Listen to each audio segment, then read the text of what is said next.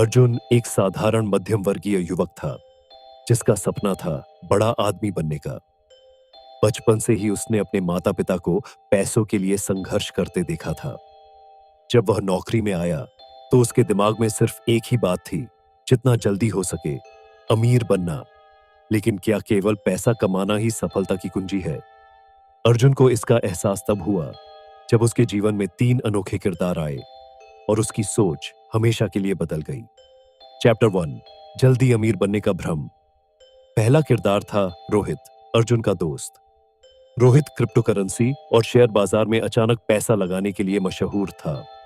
भाई, पैसा कमाना है तो जल्दी कमा, वॉरेन बफेट बनने का सपना मत देख, तगड़ा रिस्क ले, रोहित ने एक दिन अर्जुन से कहा। अर्जुन ने भी लालच में आकर अपनी सारी बचत शेयर बाजार में लगा दी। लेकिन फिर कुछ ही महीनों में बाजार गिरा और अर्जुन की मेहनत की कमाई आधी रह गई। वह घबरा गया। तब उसे अपने पिताजी का एक वाक्य याद आया, पैसा कमाना आसान नहीं और उसे बनाए रखना उससे भी कठिन है। चैप्टर 2, धैर्य का जादू, निराश।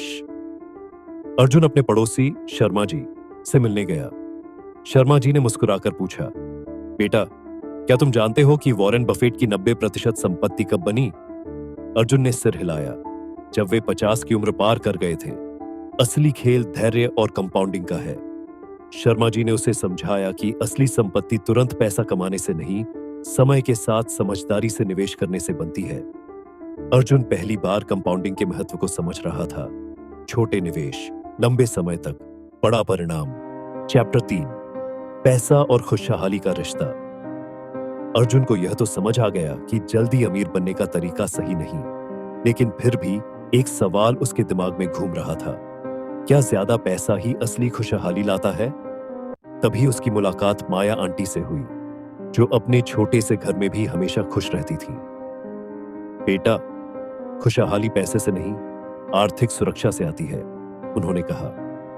अगर तुम्हारे पास इतना पैसा है कि अचानक नौकरी छूट जाए और तुम्हें चिंता न हो, तो समझो तुम अमीर हो। अर्जुन को पहली बार समझ आया कि असली अमीरी सिर्फ लाखों करोड़ों कमाने में नहीं, बल्कि उस आजादी में है जो पैसे को सही तरीके से प्रबंधित करने से मिलती है।